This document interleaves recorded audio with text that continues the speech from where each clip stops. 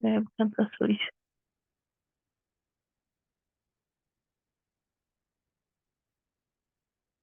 Vamos lá, então. Vamos começar. Nas últimas aulas, a gente tem visto a portuguesa por um viés muito prático, né? Eu tenho falado com vocês que a minha função aqui é passar para vocês que a língua portuguesa não é só aquele bicho que você aprende na escola, aquela gramática não pesada, chata, que a gente carrega no mochilão inteiro. A portuguesa pode ser prática e muito mais compreensível, mais fácil. Nós vimos a importância da normação de entender as variações que a gente tem na nossa língua portuguesa hoje, pelo tamanho territorial do nosso país, né? É um país muito grande, são muitas pessoas, muitas regiões com costumes e hábitos diferentes do nosso dia a dia, principalmente na nossa comunicação. A gente falou sobre morfologia, geografia, versos, palavras portuguesas, tem essa regulamentação aqui. A gente também fala sobre expressões que a gente tem na nossa língua, que às vezes causam, na última aula, denotação de situação. Qual é o sentido das palavras quando elas são ditas no sentido figurado? Como utilizar, como entender o sentido figurado no sentido real? Hoje a gente vai para uma área da língua portuguesa que é uma área um pouco mais teórica, digamos assim. É uma área mais fácil a gente gravar alguns textos, mas é a área mais comum que a gente tem na nossa linguagem. A gente vai falar hoje sobre a sintaxe. Quando a gente falou lá atrás sobre a morfologia, a gente falou sobre os aspectos da linguagem de uma maneira mais isolada, né? A gente viu que cada palavra tem um nomezinho na área da morfologia e tem a sua função ali na frase. O que a gente vai ver hoje na sintaxe? A gente vai ver o conjunto da frase inteira, do texto em si. Porque, como eu falei venho falando desde a primeira aula, o que a gente vai debater aqui durante todas as nossas aulas é justamente isso, a importância da comunicação, como passar e ter uma comunicação mais é, digna de ser entendida por qualquer pessoa. Como que a gente pode analisar a nossa linguagem num aspecto muito mais contextual, dependendo dali, do momento, da forma das pessoas que estão inseridas naquela mensagem. Porque tudo que a gente quer e precisa fazer é ser entendida. Nossa mensagem precisa chegar até outra pessoa. E para que isso ocorra, a gente tem alguns aspectos e algumas nuances da linguagem que, se a gente observar mais a fundo e a gente trabalhar de uma maneira mais prática, a gente tem uma comunicação mais efetiva. Na morfologia, a gente viu cada partezinha bonitinha da frase. A gente viu o que é artigo, o que é advérbio, o que é substantivo, o que é um verbo, o que é uma preposição, porque a gente estudou a frase, cada componente da frase de maneira isolada. Então, cada um tinha um nome. Aqui, na sintaxe, a gente vai ver o conjunto total. Lembra do sujeito e predicado? Aquele famosinho o que ou quem, que a gente aprendeu lá na escola, que é muito mais prático de se aprender. É nisso que a gente vai trabalhar hoje. Por que a gente está falando sobre texto, sobre a importância da comunicação, sobre passar o que a gente quer passar para as outras pessoas de uma maneira que seja entendida, que seja absorvida? Porque a gente precisa partir do pressuposto de que o texto é em si uma situação de comunicação, ou seja, ele só existe, o texto e a comunicação só existe quando a gente tem esse processo de interação entre quem fala, quem ouve, sobre o que se fala. Todo o processo de comunicação ele é feito baseado nessa pirâmide, nesse triângulo, né? Alguém que fala, alguém que escuta sobre algo ou alguém. Então, toda vez que a gente tem ali uma produção conjunta entre os interlocutores, a gente tem a forma como a gente trabalha essa comunicação. Quando a gente falou sobre a língua falada e a língua escrita, a gente falou basicamente sobre isso. O texto escrito, a gente precisa que ele seja segmentado, que ele faça sentido sozinho, ele seja uma transcrição, uma comunicação completa, porque ele precisa dar conta sozinho da mensagem, ele precisa ser sido entendido ali naquele âmbito, diferente da fala. A fala, a gente tem todo o processo de jogo de palavras, de fisionomia, de tom de voz, de caretas. Por quê? Porque a nossa fala é mais prática, mais expansiva, diferente da nossa escrita. No contexto do texto escrito, a gente precisa que essa frase tenha uma construção completa, uma construção que faça sentido. Por quê? Porque essa construção completa que passa a mensagem completa. Então, se a frase está completa, ela é muito mais fácil de ser entendida e ela tem uma estrutura ok. E é nessa estrutura que a gente vai trabalhar. Então, toda vez que a gente falar sobre texto, seja ele escrito ou falado, a gente vai falar sobre uma unidade de coesão e de coerência. São os conceitos mais básicos que a gente tem numa produção textual, numa construção de pensamento, digamos assim. Por quê? Porque é o que faz com que as pessoas que estão inseridas nesse diálogo tenham uma compreensão muito mais prática e muito mais fácil desse texto. Na coesão, a gente fala da parte de articulação gramatical entre as palavras, orações e as frases, onde a gente vai ter ali um bom sequenciamento, ou seja, a gente vai ter um período que ele vai se conectar ali entre si e vai fazer sentido. E a coerência é o que trata dessa relação lógica, né, digamos assim. Quais mecanismos que eu posso inserir aí que faz com que essa relação lógica seja completa? Aí entram os elementos gramaticais e o conhecimento compartilhado entre ambos. Então, se na morfologia a gente estudou cada parte isolada da frase, na sintaxe a gente vai estudar o campo de combinação das palavras num contexto, num texto pré-definido. Por isso que na sintaxe a gente tem sujeito, predicado, objeto, adjunto. Para ficar mais prático, vamos lá. Toda vez que a gente fala sobre texto, a gente tem que partir do pressuposto que tem formas de trabalhar, de criar um texto. A gente tem uma frase, segundo, a gente tem a oração e terceiro, a gente tem o texto. No primeiro, na frase, a gente tem uma unidade de texto que transmite um pensamento completo. Choveu. Qual é o pensamento? Algum tempo atrás estava chovendo, mas se eu falo só choveu, eu já tenho o sentido completo ali, eu não preciso de mais nada, eu já entendi o que aconteceu. Então, na frase, a gente tem a transmissão do pensamento completo, que não precisa basicamente de um verbo. Por quê? Porque a oração é um enunciado que se organiza ao redor desse verbo. O verbo que vai ditar o restante das coisas presentes na frase, das flexões, dos complementos. Por quê? Porque o verbo é o carro-chefe da oração. E o período é quando eu tenho várias frases organizadas em orações. Então, eu tenho várias orações escritas ali naquele fragmento de texto. Toda vez que a gente fala sobre período, a gente tem que entrar um pouquinho, só para dar uma relembrada, que existem três tipos de período. A gente tem composto por coordenação, que é aquele que tem orações que são autônomas, elas não são dependentes entre si, sintaticamente. Eu posso colocar um ponto final e elas continuam fazendo separadas sintaticamente. A gente tem o período composto por coordenação, que são aqueles períodos que, mesmo dentro de uma oração, eles são dependentes sintaticamente. Então, eu não posso colocar um ponto ali, porque a frase perde o sentido. Ele faz sentido só se ele estiver completinho ali, tudo junto. E a gente também tem o período composto por coordenação e subordinação, quando eu misturo as orações autônomas e independentes com as orações dependentes sintaticamente.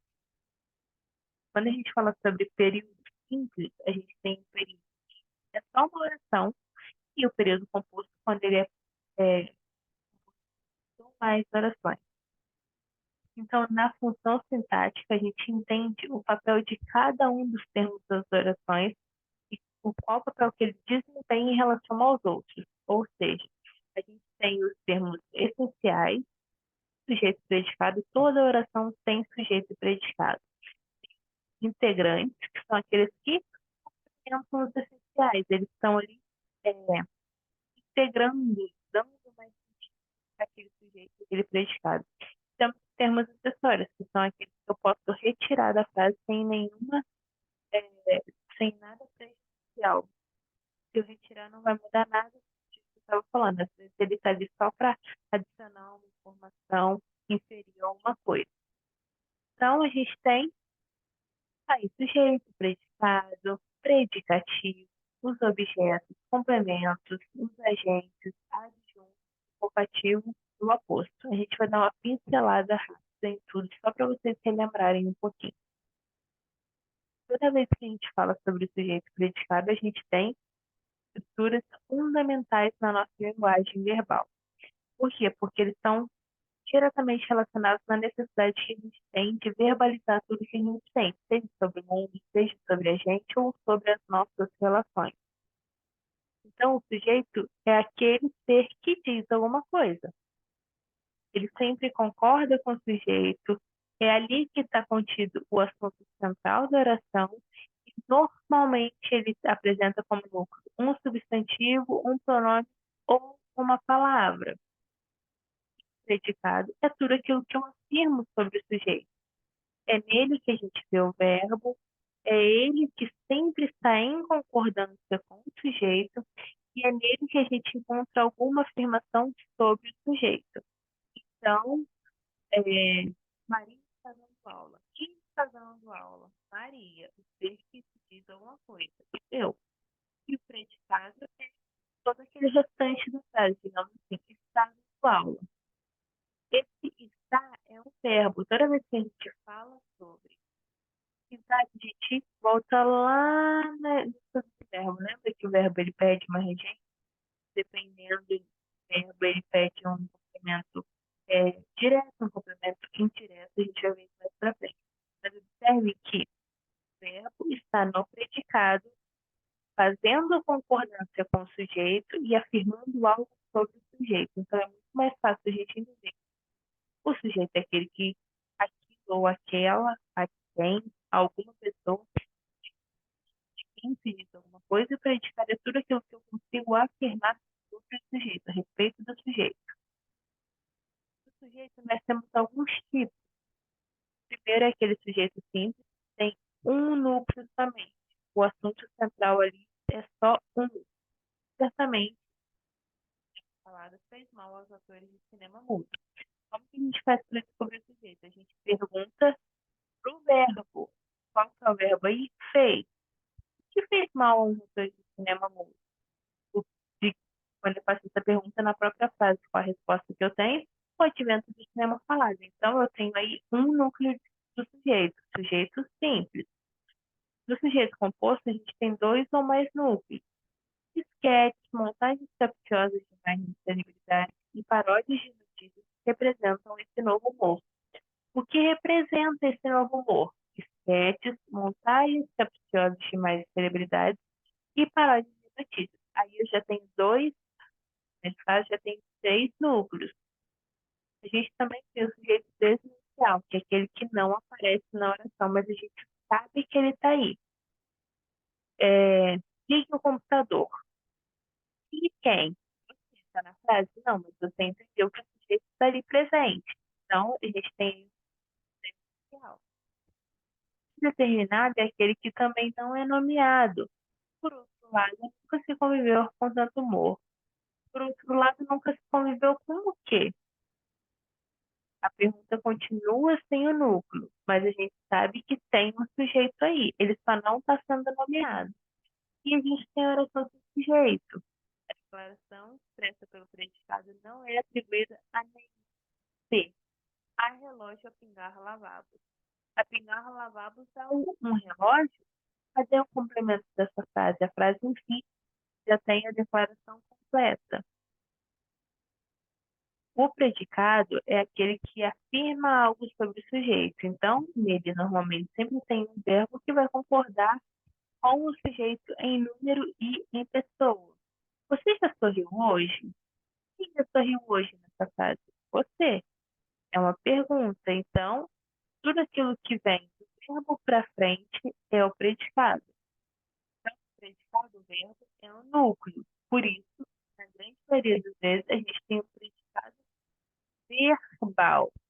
Na frase, o amor é cego, a gente tem o que é cego? O amor. Nós temos na língua portuguesa alguns verbos que eles não são somente verbos, eles são verbos de ligação, que é quando a gente tem o verbo ali só para ligar o sujeito ao predicado. Então, qual que é o núcleo do sujeito? É o substantivo aí, é o nome. Amor. Caso é, só está ligando. O que é cego? O amor. Então, ele não tem uma função estritamente só de verbo. É um verbo de ligação, só está ligando. O predicado, a gente também tem predicativo. O que é o predicativo? É quando a gente tem ali no predicado uma característica específica. No predicativo do sujeito, a gente tem características ou qualidades atribuídas ao sujeito. Ele era tido por incompetente. Quem era tido por incompetente? Ele está no sujeito. E a gente tem o predicativo do objeto, que é quando ele atribui características, qualidades ou estado ao objeto. Finalmente o deram como morto. Deram como morto quem? O sujeito não está aí. Então, esse predicativo ele está fazendo ligação ao objeto. No predicado, existe também um objeto direto e um objeto indireto. O que é um objeto direto? Quando a gente termo diretamente ao verbo sem preposição. É sempre o verbo. O que é um verbo transitivo? É aquele verbo que complementa, mas sem preposição. O verbo derrubar, que é derruba algo, alguma coisa. Se eu falo, nós derrubamos, ponto. Derrubamos o quê? Todas as flores. Ele está complementando o sentido desse verbo. O objeto indireto é aquele termo que ele se liga indiretamente também ao verbo, mas ele precisa de uma preposição. Então, é um verbo transitivo indireto. A elite, diferente, assiste ao desmatamento. Assistir é um verbo que ele tem duas sequências. Tem o assistir, de assistir, né, de ver televisão, assistir algo, e o assistir de ajudar. Algo ou alguém, a algo. Quem assiste, assiste a algo ou assiste a alguém. Então, nesse caso, é elite diferente. Assiste ao desmatamento, é o assiste, ajuda. Quem assiste a alguém, a alguma coisa. Então, tem uma preposição, a algo. Por isso, é um objeto indireto.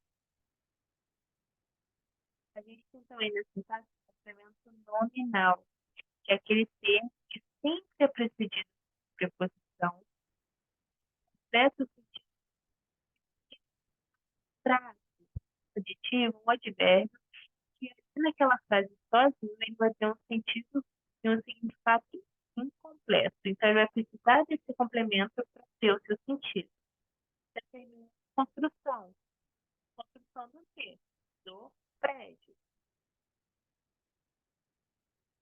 A gente tem também o adjunto nominal, que é o termo acessório da oração que tem que caracterizar ou determinar um substantivo.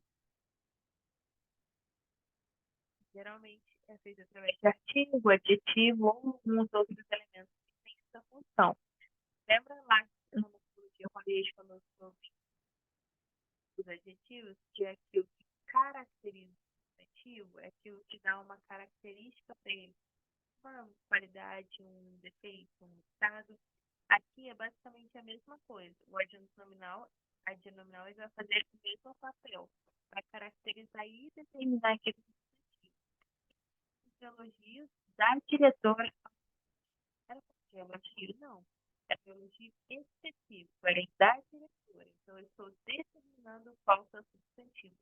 determinando o que deu esse elogio. No caso, da diretora nessa frase, como termo tá? Mas se eu quiser adicionar informação, é só eu caracterizar, determinar esse substantivo. O adjunto adverbial é aquele que vai indicar da a verbal. Pode ser representado por um advérbio, uma locução adverbial ou uma oração adverbial. A gente tem também aquele termo que serve para chamar, para invocar ou interpelar um ouvinte ou hipotético, que geralmente ele se relaciona à segunda pessoa do discurso, com quem eu falo. As três pessoas do discurso são fala, com quem se fala, de que ou de quem se fala. Então, a segunda pessoa do discurso é sempre quem está ouvindo, com quem eu falo. Não fale tão alto, Rita. Uma comunicação, quem é Rita? A pessoa que está me ouvindo. Então, eu estou interpelando, chamando essa pessoa para dentro da minha situação, né? E tem o aposto, que é aquele termo que está ali só para especificar alguma coisa, que já foi mencionado anteriormente, só para exemplificar, digamos. Geralmente, ele é separado de orações positivas, respostas, parentes de outra missão. Por quê? Porque também tem um acessório, só está ali mais terminando a construção. Eu posso retirar sem prejudicar a construção mental. Bernadette, eu falo, Maria vendeu todos os seus bordados para uma pessoa que conhece a irmã da Bernadette, que sabe que ela vende bordados, a pessoa vai entender o que eu estou falando. Se é uma pessoa que não sabe dessa informação, como que eu posso adicionar essa informação? Que é a Maria, provavelmente irmã da Bernadette, que a pessoa conhece. Só chamando e trazendo isso também. Então, a Maria, aquela Maria, irmã da Bernadette, vendeu todos os seus bordados. Já tem uma acessória, eu só estou colocando ele no meio da oração para ele especificar de quem eu estou falando. A segunda fase é a mesma coisa, gosto de tudo que serve no restaurante. Os fritas, as carnes e a sobremesa. Eu gosto de tudo que serve no restaurante, eu não preciso experimentar. Mas se eu quero exemplificar o que tem ali naquele restaurante, posso colocar na frase, não vai prejudicar nada na minha construção. Ao contrário, vai só adicionar uma informação. Eu só estou falando de algo que eu já disse antes, nesse caso. Tudo que serve no restaurante, fica que serve no restaurante.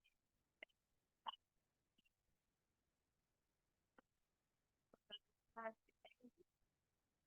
tratar as pessoas com elementos do texto no campo de compreensão de palavras. Vai tratar nessa parte de expressão, de entender como montar uma estrutura correta e como trabalhar essa estrutura de uma maneira muito mais prática. Por quê? Porque volta lá nas primeiras aulas. A nossa língua é uma língua que ela trabalha muito dessa comunicação, né? A gente quer entender o que o outro fala, como ele fala, como que a gente faz isso, analisando o discurso.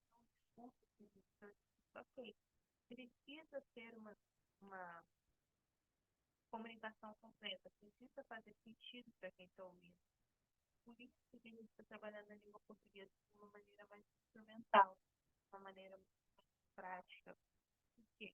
Porque a gente precisa entender como que a nossa linguagem é vista e é trabalhada, ela é entendida da forma correta, se toda a nossa comunicação ela está sendo completa, se tudo que eu falo está sendo entendido pela outra pessoa. É basicamente nisso que a sintaxe trabalha, nesse conjunto completo. Como que eu posso construir esse produto de uma maneira mais prática para que ele faça sentido para o outro? Hoje, eu vou abrir, vou mandar para vocês no WhatsApp daqui a pouco, mas eu também mostrei na plataforma a segunda atividade diversificada. Primeiro, que vocês me mandaram há 2 semanas, já corrigi quem me mandou, mas eu vou mandar para vocês, vou subir na plataforma e vou mandar para vocês a segunda atividade. Também é uma atividade muito tranquila, muito fácil de fazer, só com conteúdo 2 slides e da apostila vocês conseguem. Tá bom? Eu acho que é isso.